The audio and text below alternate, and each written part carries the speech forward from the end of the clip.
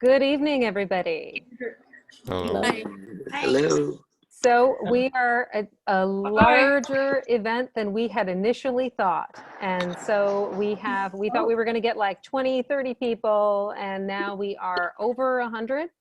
Wow. So what we are going to be doing tonight is we are going to very shortly, I'm so sorry, it hurts me, maybe slightly less than it hurts you. We're going to have to mute everybody, and our conversation is going to happen in the chats because that is a little bit more reasonable. And since I can't see all of your hands and when they're raised, we want to make sure that we are able to answer questions, et cetera, et cetera. So let me introduce everyone. My name is Jennifer Fumiko Cahill, and I'm the Arts and Features Editor of the North Coast Journal. And I handle all the fun stuff in the journal, sports, entertainment, yada, yada, yada, and food, etc. My newsier compadres include Mr. Thad Greenson. Thad, say hello, introduce yourself. Hello, I'm Thaddeus Greenson. I'm the news editor at the Journal, and I handle all the serious news stuff. And yet, look at that smile. Also, equally newsy, our digital editor is Kim Ware. Say hi, Kim. Hi, I'm Kim Ware. I'm the digital editor, so I basically handle most of the online content, which can be super newsy and sometimes featuring and fun. Depends on the day. All true. And the mysterious figure in the NBC newsroom background and the journal sweatshirt is Melissa Sanderson. She is our general manager. Say hi, Melissa. Did you mute yourself, girl? I did. I was being kind. Hi, everybody. I'm Melissa. I'm not going to talk much because I'm really loud and I usually cuss. So thank you all for coming. I'm so excited that you guys all showed up. We are really excited to have everybody here and hopefully get to work with all of you all. So thanks. All right. Thank you so much. And now let's see if, however do I mute everybody? I'm so sorry that I have to do this. Know that I would very much enjoy hearing your voices all at another time. Here we go. So Lynn. Oh. Not what I meant. I muted everybody. I need everybody to self-mute. I'm sorry. So now we're going to start with just a quick primer, as they say, on how we manage things in terms of freelancing.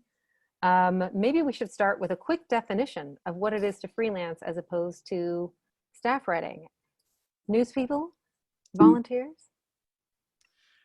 Yeah, so a staff writer is somebody that is a hired employee of the paper and hired to create content. And a freelancer is somebody who has a day job or maybe doesn't, but is just hired by assignment for the paper. So we have all kinds of wonderful freelancers that we depend on to contribute photos and news stories and features and a variety of different content to the journal. And we really couldn't do what we do without them. And we're really excited to kind of broaden that net and bring more people into the fold and more voices who can help us tell more stories and different types of stories. And that's hopefully where you guys all come in. That's where I struggled. I think I've just had a hectic night the last couple of weeks, and I didn't realize until I realized that, you know, missing any of those made my life long. Okay. So for new folks coming in, I'm just seeing people adding in. Yeah. Let me see. We are going to need everybody to self-mute upon entering so that we can have a brief presentation, and all the question and answer and everything is going to be in the chat. Thad, Kim, anything we should go through before we start the very exciting presentation? I think you alluded to this before, but just to kind of let everybody know that, you know, we had intended to have a little bit more of a free-flowing conversation and to hear folks' ideas about some of the stories they'd like to write or they'd like to see in the journal. And we just got kind of such an overwhelming response, and there's so many guys that that's not really possible tonight. So we kind of pivoted to the idea of the evening is to really offer an overview of what the freelance process is for the journal. And then we're hoping that this will inspire you guys and give you some tools to then follow up with us via email with your own pitches and your own story ideas. And we can kind of have those conversations in more on a one-on-one basis, as opposed to in a free-for-all fashion with 100 people tonight. Yeah. So thank you all for attending. We're really excited at the turnout and that there's so much interest. It makes us feel good that you would be willing to, you know, put your names next to ours without too much shame. So let's begin by looking at a really quick presentation, which we'll explain as we go, on what it is to freelance for the journal.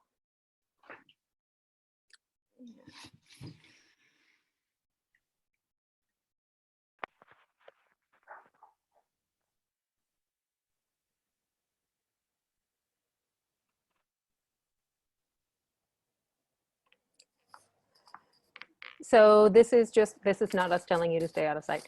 This is just one of our favorite covers focused on masking by the wonderful Jonathan Webster.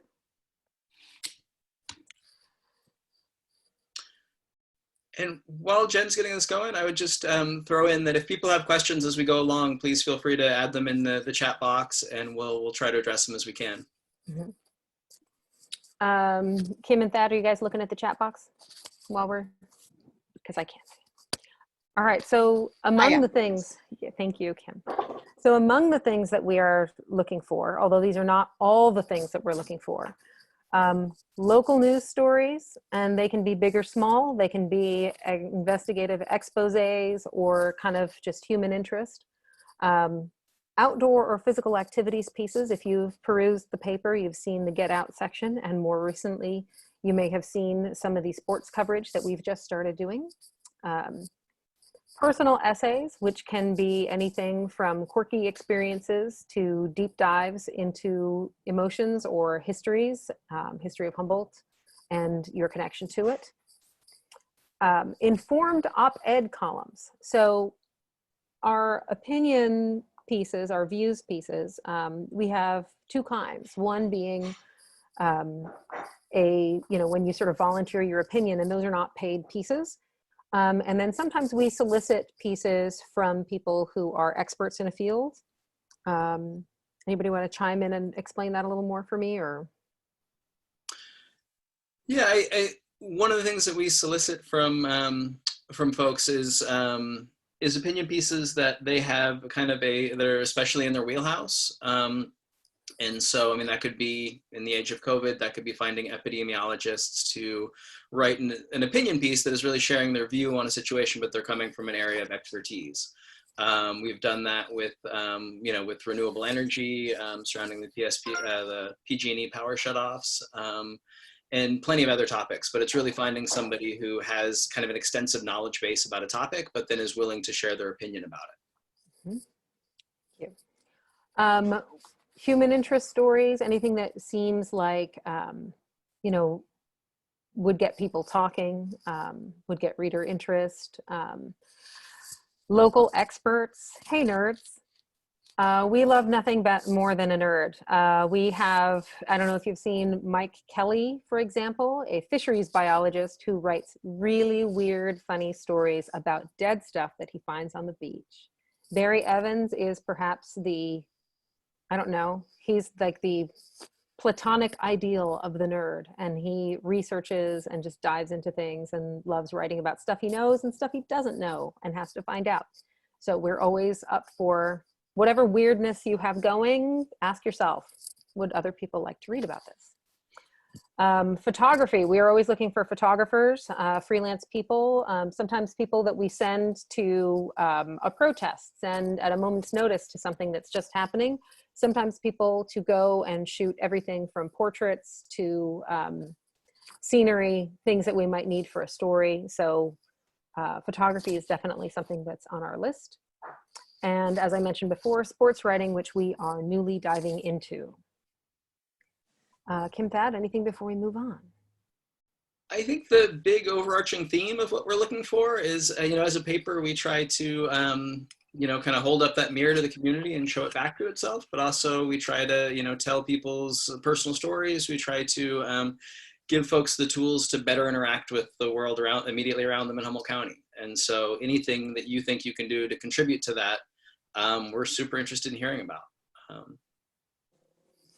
Okay.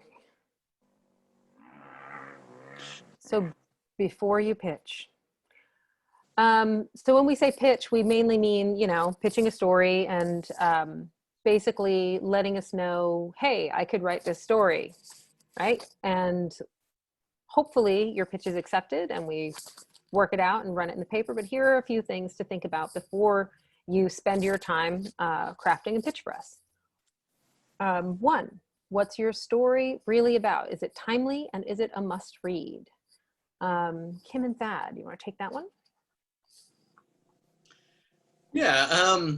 So what your story is really about is really about honing in on kind of a specific idea or a specific aspect of a story you want to tell. I sometimes get pitches that are just tremendously broad of, I want to write a story about schools. It's like, well, okay, there's 800 million stories within schools to tell. And so that's not really a story, but coming in and saying, I want to write a story about the innovative language immersion program at a specific school. Well, that's something we can work with, and that's a story.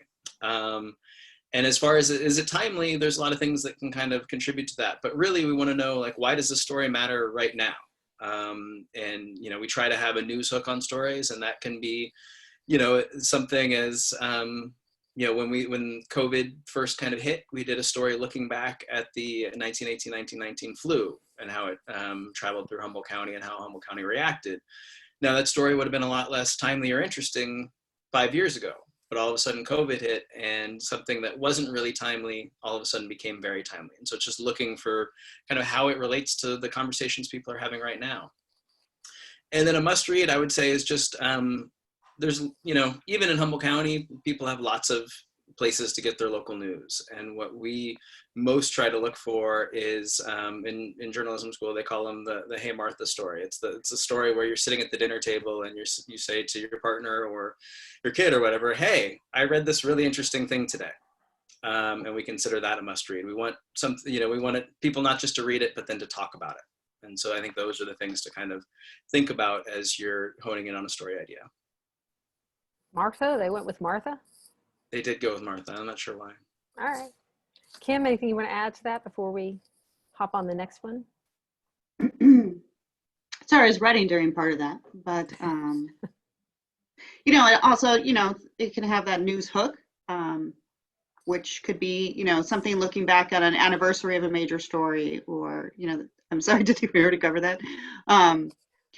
Something that gives it a new angle, a fresh angle to bring to the story subject. That's yeah. Also, on the subject of fresh angles, am I making those notes? Someone is making those notes on there. Just ignore them. Check the archives. So if you want to write a story about the 1918 flu, before you start your research and start writing a story for us, or before you even work on a pitch, you might want to see if we already did it. Checking our archives is as simple as going into our website and looking for the search bar and putting in the keywords, looking for the story. It's also a good idea to check the archives to see, is this the kind of thing we're into? So for example, if you want to write a story about, let's say, a chess championship in Arkansas, you will quickly find that we don't cover a lot of Arkansas. And in fact, if you are not going to be covering stuff that's specifically Humboldt County, you're kind of out of luck, because that's our jam. So looking at whether we've already covered it, whether this is our kind of thing. We're an alt weekly, so we're not the same as a daily newspaper, and we tend to take a deeper dive into things, or a different angle than, say, a straight reporting of like a daily paper where you're just kind of like only lining up the facts and trying to move it as quickly as you can for a daily paper. So there's that to consider. And there's also, has everybody else covered it? Maybe the reason we haven't covered it is because 10 zillion other newspapers in this area, which I think that's the number. We have 10 zillion, is that correct? Yeah. So if somebody else has covered it extensively, or if a bunch of other people have covered it extensively, then it might be kind of done, unless you have some fantastic new angle on it. Yeah, I just add to that. I mean, it's something that our reporters in the newsroom do every time we come up with a story idea or we pick up a new story, is to see what else has been written about it, what the journal has written about it previously, what, you know, maybe it's coverage we can just refer back to, or what other, you know, publications locally have done. We don't want to repeat somebody else's work. We want to do something new and fresh. And then you want to ask yourself, do I have any conflicts of interest? In a community as small as ours, that might be so. Conflicts of interest. Yeah, so I think the two things to keep in mind here, I mean, one is if you have a real conflict of interest, if you know, own a business, we're not going to let you write about how great that business is. If you, you know, but then there's also, I think just as important is keeping in mind the potential for a perceived conflict of interest. And so, you know, if you work for an environmental advocacy group, we're probably not going to let you write a story about Green Diamond Resource Company and their timber harvest operations. Because even if you play it super straight and write it fairly, there's going to be a perception that because, you know, you're aligned with an environmental group or some group with an opposing view, that people are going to disregard that story and not believe it. So we want people to, you know, both really genuinely not have conflicts of interest, not writing about things on a news level about that they're intimately involved in, but we also don't want that perception, because that perception would taint the coverage. Now I'll say here that for opinion pieces, that could be totally different. For opinion pieces, we want you to be invested. Still probably not going to let you write about your own business, but we will let you write about that, you know, topic that is near and dear to your heart and that you're really passionate about. Okay. So putting together a really great pitch. Lucky you, this is helpful not only for pitching us, but for pitching anybody. This applies, I think, nationally, elsewhere in Humboldt, et cetera, et cetera. Real quick before you move on, Jen, I just want to, I see a question in the chat box that I just want to address. So Cindy has asked if there's basically, if our reporters have particular beats and if there's anything that's out of bounds. She uses HSU and St. Joe's as examples. And so first, our reporters don't have beats. Our staff is so small that we all kind of write about all kinds of different things. You know, that said, if sometimes a reporter will kind of stake a claim on a story, that they've broken it or done a really in-depth piece about it, and then they'll want to keep covering that topic through. But that's pretty rare. Mostly we're just kind of, you know, all play catch-all given what's needed at that particular week or that particular month. And then to the other question, I would say that nothing's out of bounds. We try to cover everything, every institution, every issue in Humboldt County, and cover it fairly. And none of those do we consider like beyond the realm of freelancers or anything like that. And so if you have an idea about something that, a story that you think is newsworthy, want to pitch, then pitch it by all means, and we will listen with open ears. All right. So you need to be able to really quickly, in a nutshell, explain what the story is and why readers would want to hear about it. So for example, Thad's earlier example of schools, rather than saying, I want to write about schools, be really clear with us so that we can get this done in the fewest number of exchanges possible. So we're not like spending a lot of everyone's time. But for example, you'd want to say, I am really interested in talking about, what was it, language immersion? Was that the thing? The language immersion program in this particular school, and maybe what your question is about it, or what question is going to be answered, what are raised, what is the crux of your story. So not only the subject of it, but you know, why it's interesting, why it's important for readers to hear about. How are you planning to research and tell it? So you should come to us with, first of all, an idea of who you would talk to. Ben, Kim? Yeah, I think, Hold up. you know, you need to show us how, kind of a real brief explanation of how you're going to execute your plan. So, you know, it could be one thing for me to say, you know, I want to do a story about how Barack Obama and Donald Trump view Humboldt County.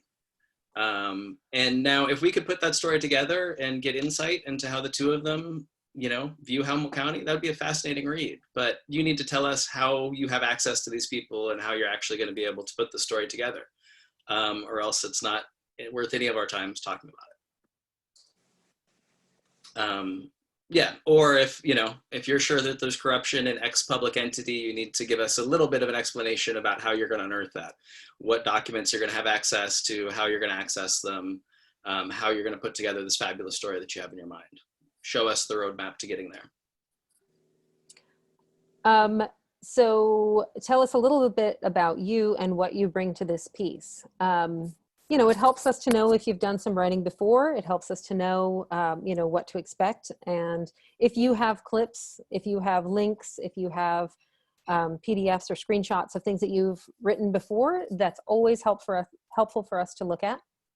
And what you bring to the piece, for example, if you are writing about, you know, if you want to write about corruption and you've done work as an investigator, you know, before, that's super helpful for us.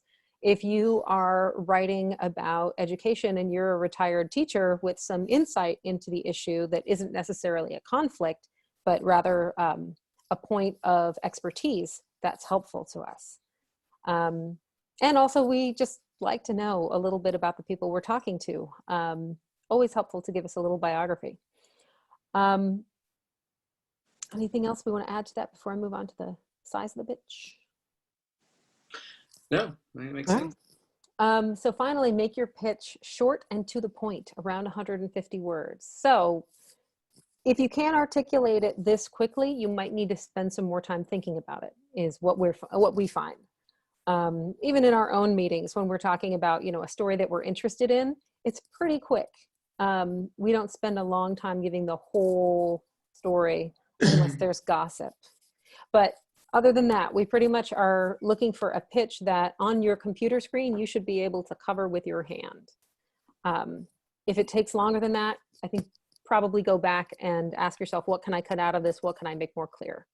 And that is the easiest way for us to get the best idea of what you're looking to work on without having to go back and forth with 10 different questions. This will give us the best idea of it.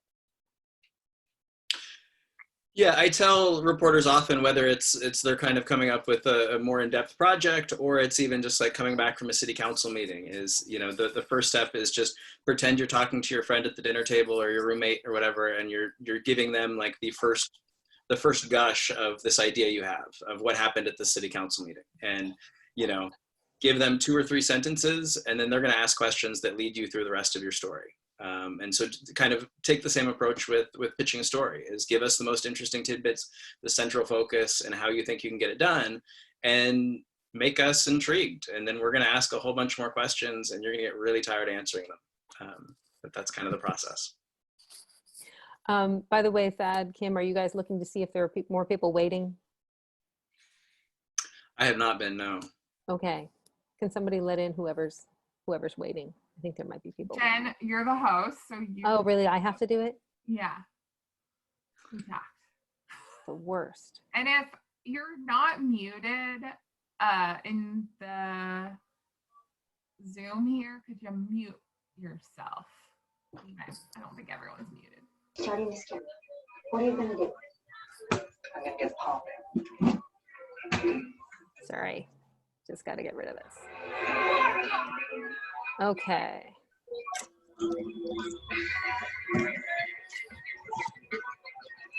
I feel like we need to mute. Jen, you can mute her. I know, I'm looking for it. I just have to find the one that's not muted.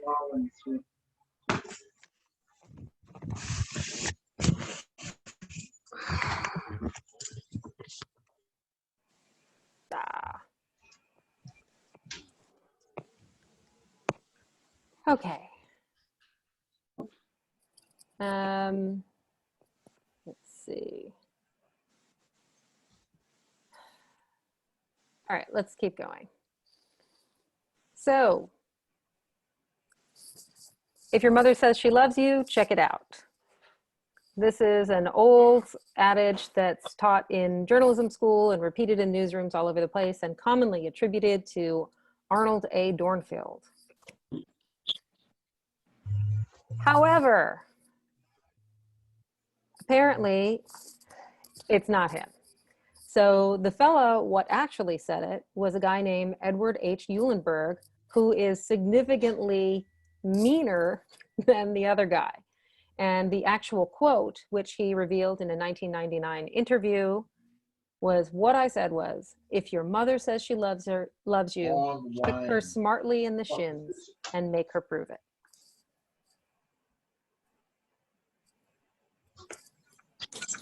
The reason that we included this in our slides is because verification is super important.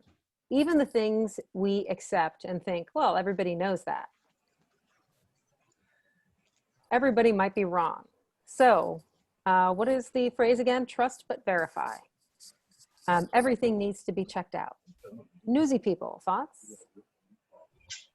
That is the essence of journalism, right? Is verifying facts and verifying information. And so, yeah, you never want to, the moment you start assuming things or assuming that, you know, because you have 2 on one side and 2 on the other side, there's 4 in the middle, you make mistakes. And those mistakes become very embarrassing very quickly and hard to undo. So I would say that absolutely verify all the information you're getting, but then also constantly check your assumptions. If you think something is true, ask yourself why. Ask yourself what leads you to believe that and what makes you know that, and how you can check and make sure you're not wrong. And oh my God, don't plagiarize. Come on. Oh my God, also mute. There you go. Walter. Working. So let me go back. So plagiarizing, what constitutes plagiarism? And please mute yourself because I can hear my own echo and it's creeping me out. Yeah, mute everybody, Jen. I know, but I mute everybody. I also mute Kim and Thad. You can unmute us as you need to. Okay. So Kim, do you want to talk a little bit about what constitutes plagiarism?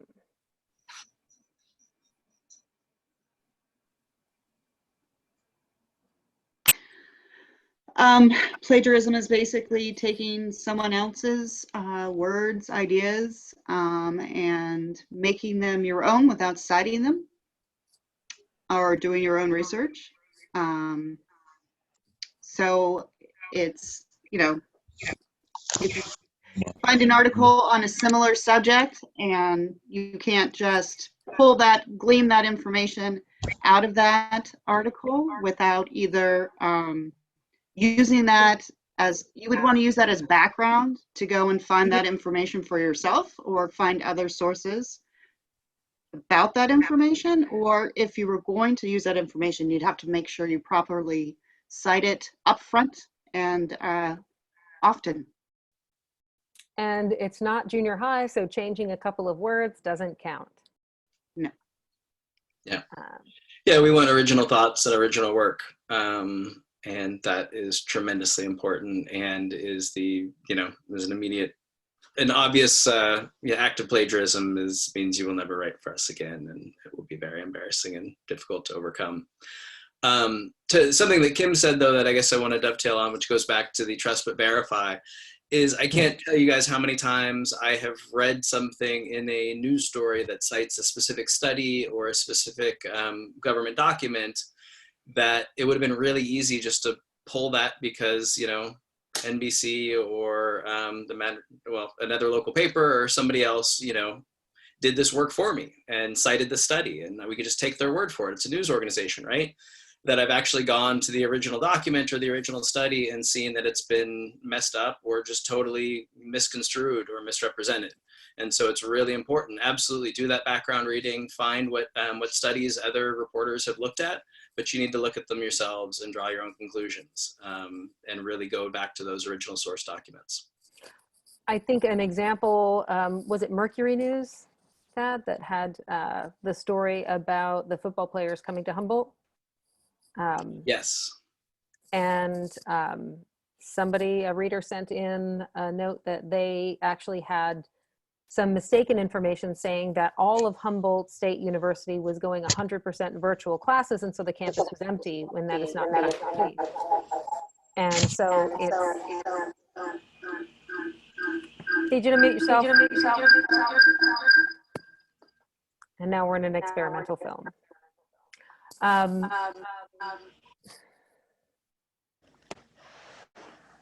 Okay, so now let's move on to payment and rights. I know, the good stuff, the ugly stuff.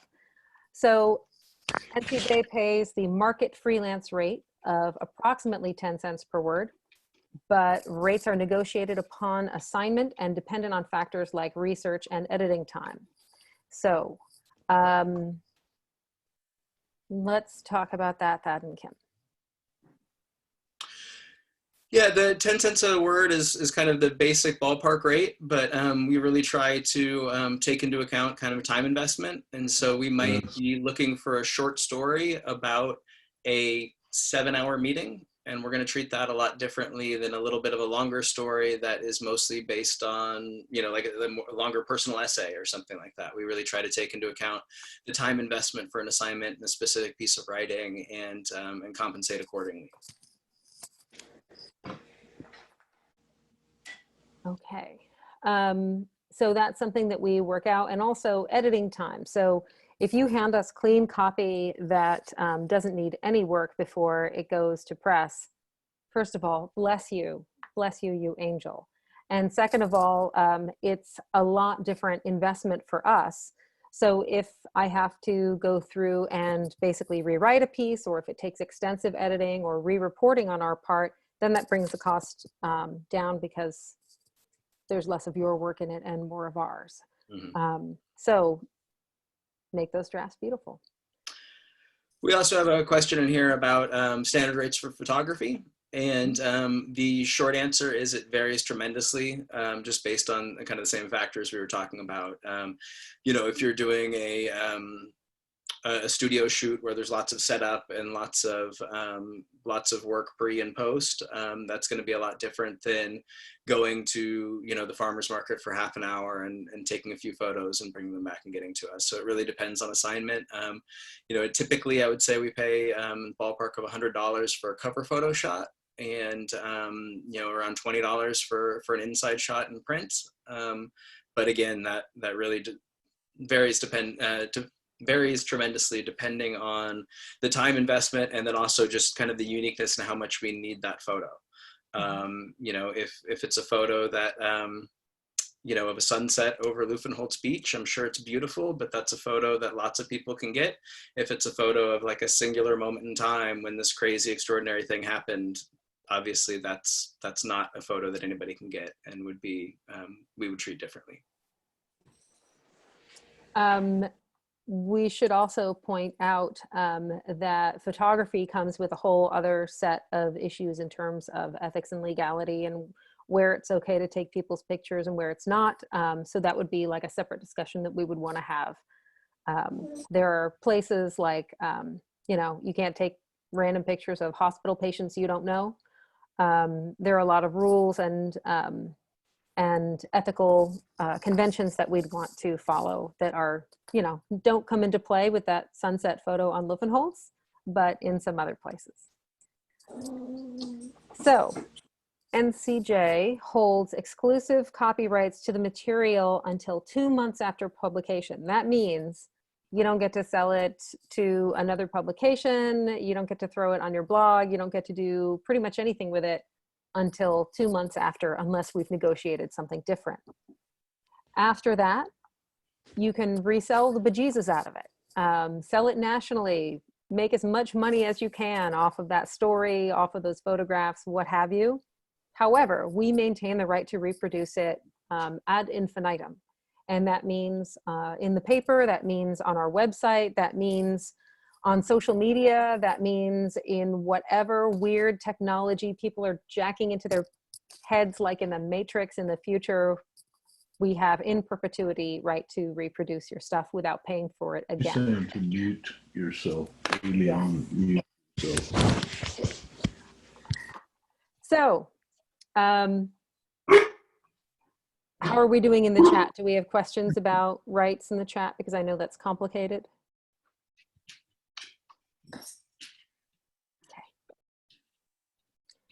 So, freelancing for the journal means representing the journal.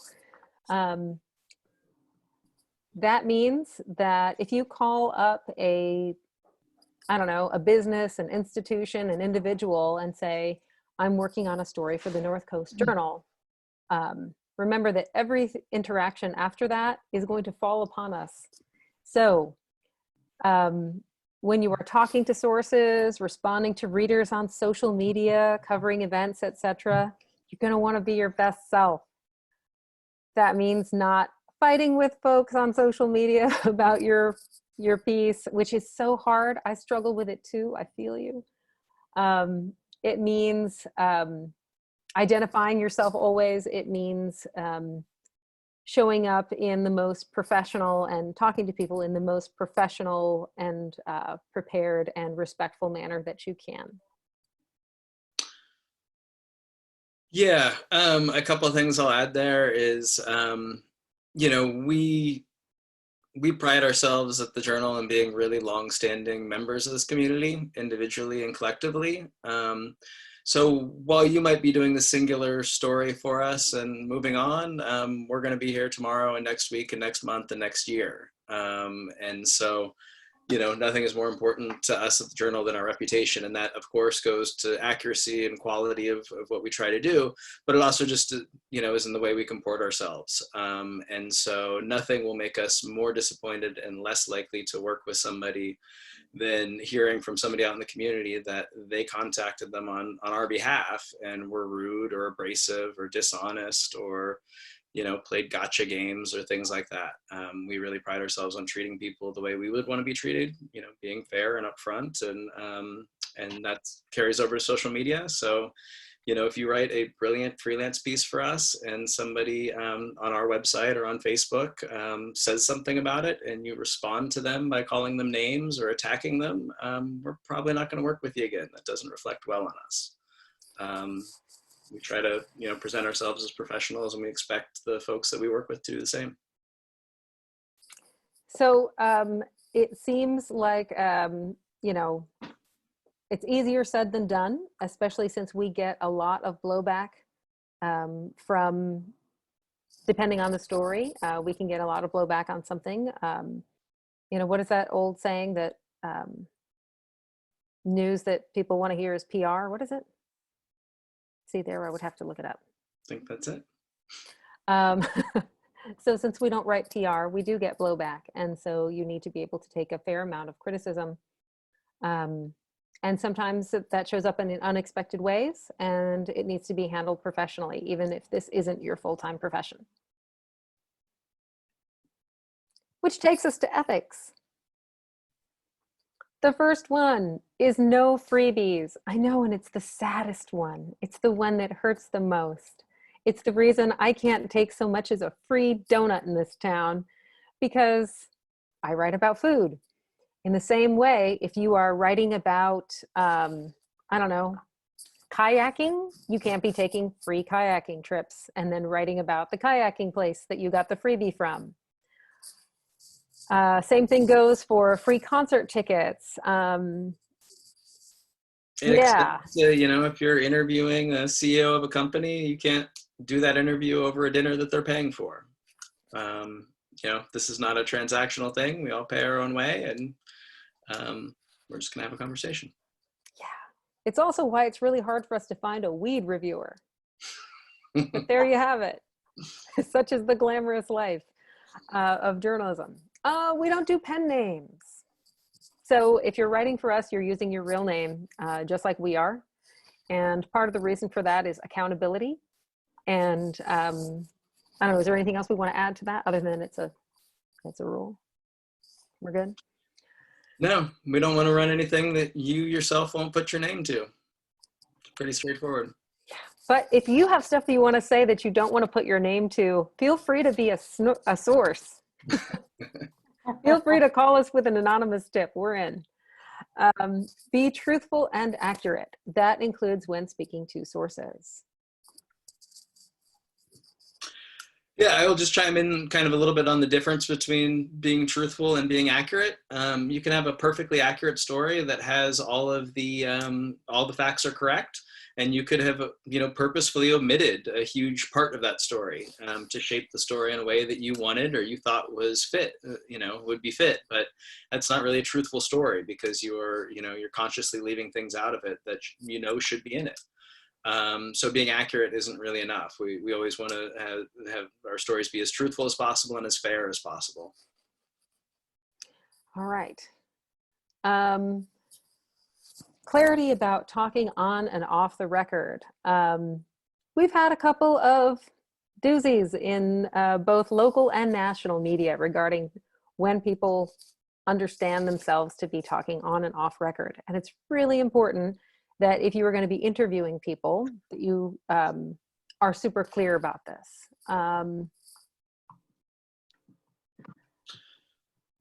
Yeah, so I guess the very simple rule is going, when you approach somebody as a reporter, you identify yourself as a reporter. And then the basic assumption is that everything said from that point on is on the record. Reporters contact people to write stories. And so the assumption should be when somebody is approached by a reporter that reporter is working on a story. And if somebody wants to go off record, that's a two-party consent. So they need to say, can I say something off the record? And you need to give them that agreement and say, yes, you can. And then it's really important to be really clear about when you're going back on the record. The one thing I would say in this is that we're going to treat in the journal staff members, we treat, public officials, people who are interviewed in a regular course of business all the time, a little bit differently than we're going to treat, the random citizen that we cold call about something who's never been interviewed before. We expect that elected officials, we expect that, public officials know how this works. And that's a fair assumption, we feel like.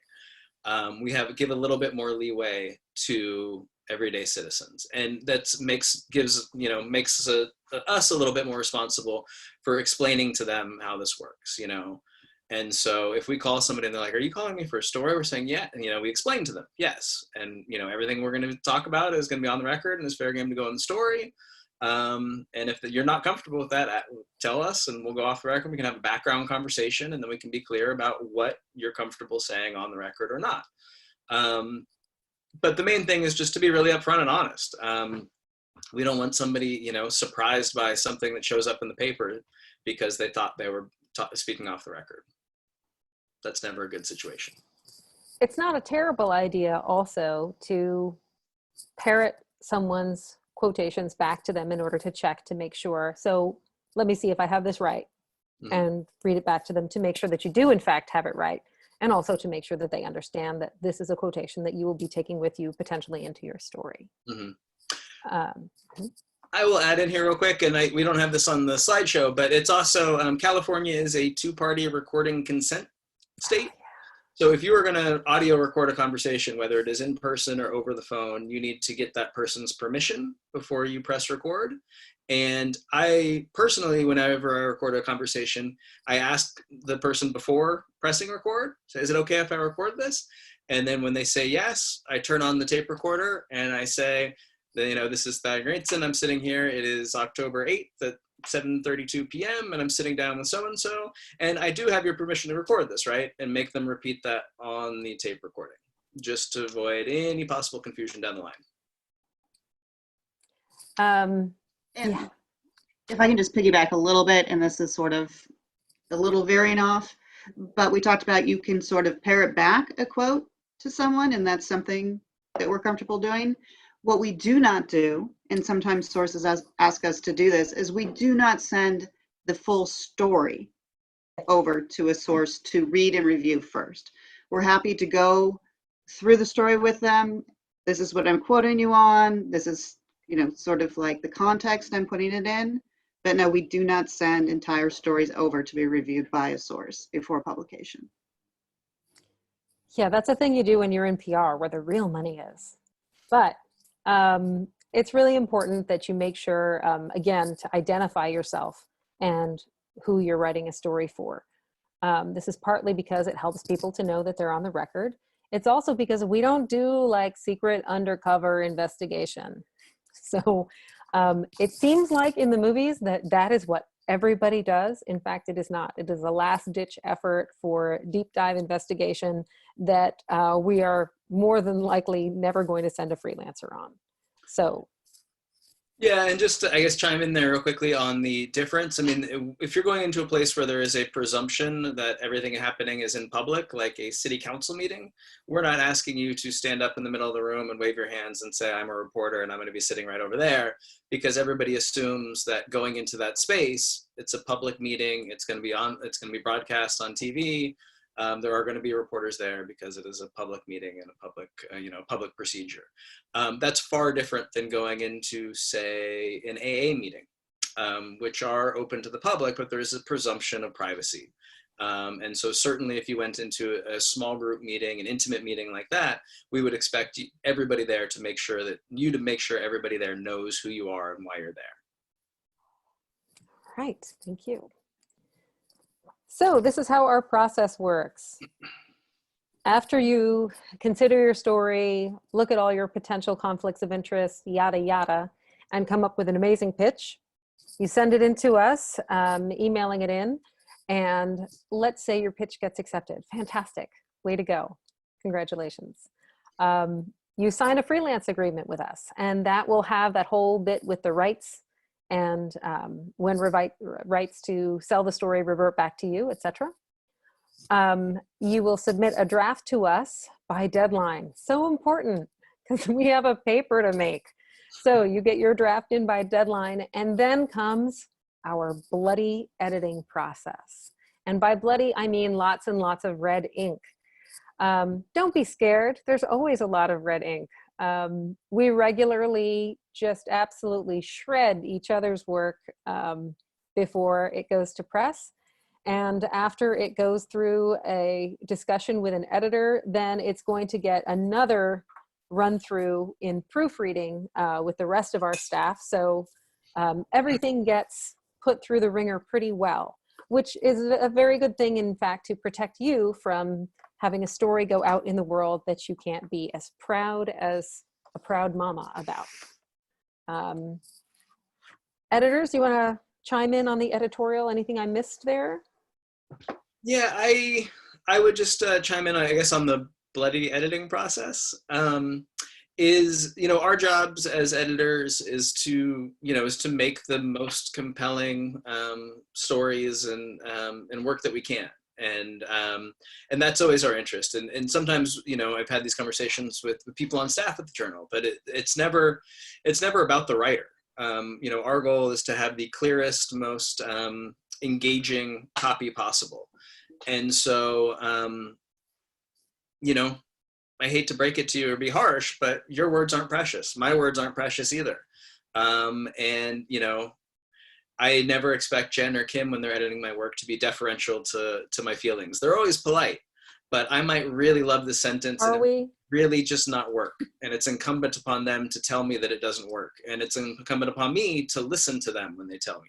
And so I always tell, staff writers and freelancers alike, if you disagree with one of my edits, like, let's talk about it and we can have that discussion, but it's never personal. And I always urge them, especially on the news side, it's different with a personal essay or something like that, but your story is never about you.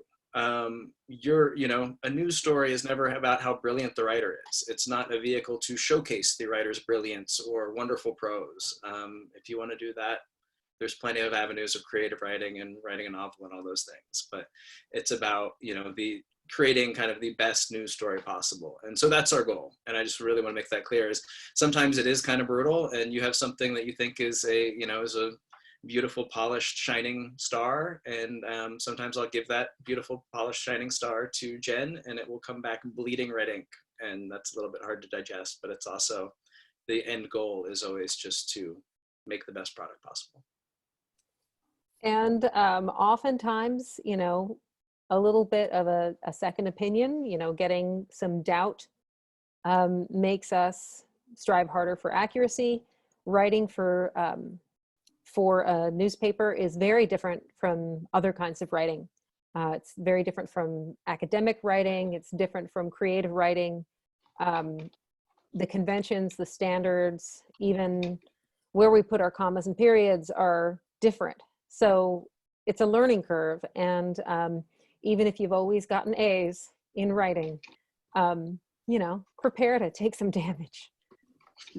So, what? I was just going to jump in. We've gotten a couple questions about deadlines. So I guess I just want to address those. There's one right there that is, what's your typical turnaround from pitch acceptance to submission deadline? And it just varies so tremendously, story by story. It's really hard to say. I mean, we get personal essays, pitches for personal essays that are already written. And so somebody says, "Were you interested in seeing this?" And we say yes, and we read it, and we're like, "Wow, that's really good." And we run it, you know, in a week or two. And then there's, you know, people who pitch like really difficult, in-depth stories that take months of reporting. And for those, there's, you know, at the point of acceptance of the pitch, there's no deadline. It's just kind of like, yeah, dive into that, and I want to hear more about it as you go. And then there's kind of an editor and a freelance writer kind of working together on the piece over a tremendous amount of time until they kind of feel like, yes, I've got all the reporting done, and now I just need to write it. And then it's like, okay, well, when do you think you can give me a draft?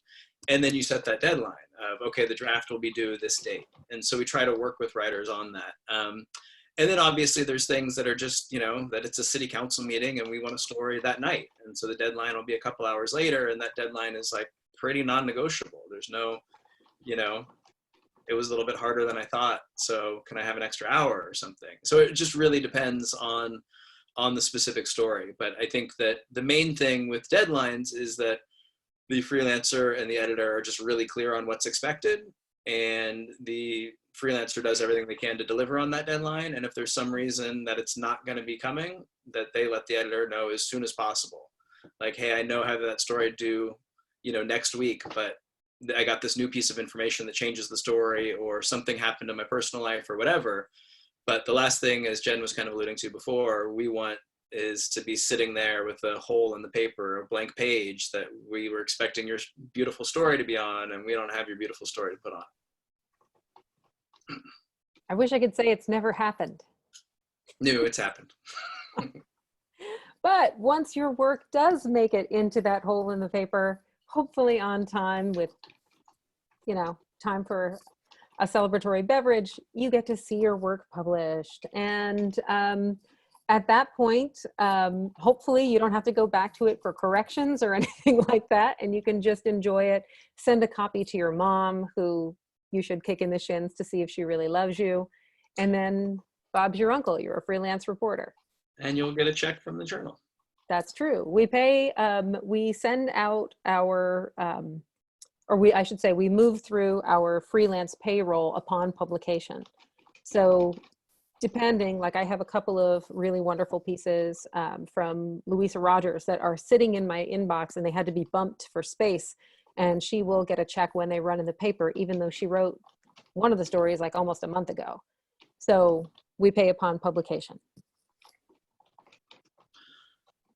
Are you still? I see a question in the chat just about if we ever need help copy editing and fact checking.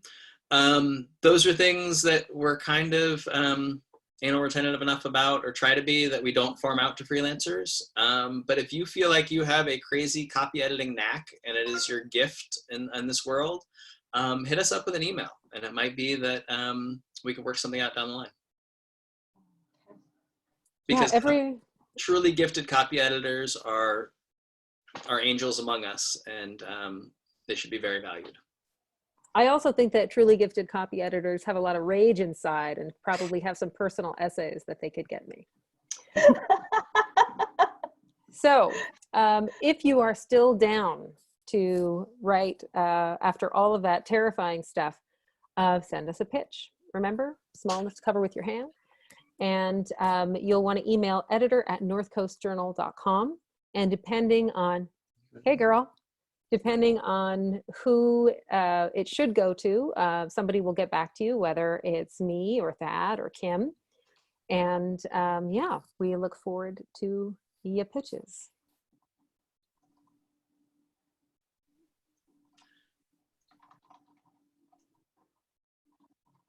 Yeah, I guess, and to wrap up, I don't know if folks have any last questions that, I see one. When would you like to see pitches? As soon as you feel like you have a good one that is polished and ready to send us. And I'll just add in real quick. I do a lot of online posting. We do look for online only articles that we also to anchor, you know, Sundays and for every day. And that can be a good way to kind of get your test the waters, see how you feel about a story, see how you feel about freelancing for us, because they're shorter in general. But also, you know, can also lay the groundwork for a larger piece down the road. So feel free for thinking about pitching an online story as well, online only. Oh, sending a completed article is kind of a risk. If you've got something finished, sure, send it on in. But I would hate for you to spend a lot of time working on a story, completing it, doing all this work, and then finding out that it's just not for us, or we just did it or whatever. And maybe you have somewhere else you can send it. But, you know, we don't want you to blow a bunch of your own time and hard work on something that we can't find a home for. Yeah, that's kind of the idea of the pitch process, is to save you guys the time of doing something that isn't going to make it to publication, or isn't going to be a fit for us. That's the same for personal essays too. Mm-hmm. If you've already got it done, then what the hell, send it on.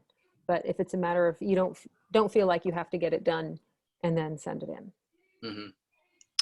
And I think one thing I guess I'd just like to stress in closing is, I mean, one of the things that we really wanted to do with this meeting is make it open to everybody. And we, you know, tried to make a point of saying no experience necessary and stuff like that.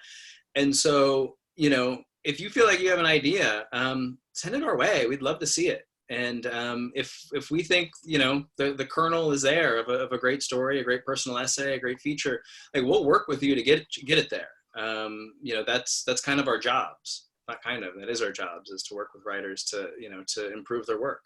And so, you know, we wouldn't be doing this if we just wanted to work with the same people that we see at the office every day, or see virtually in our Zoom meetings every day. What are you saying, Thad?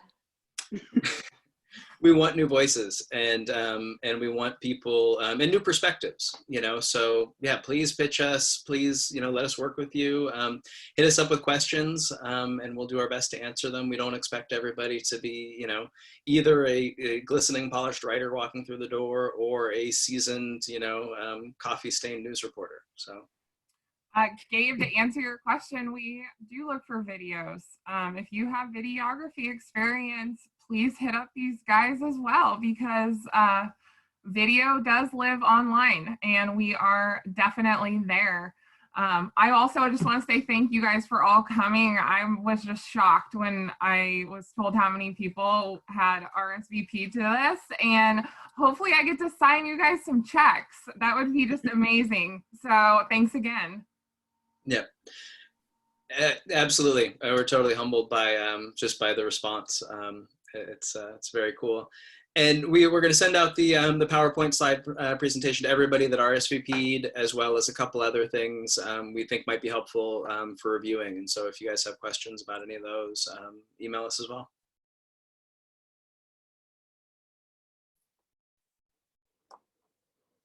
Okay, well, thank you guys so much for coming.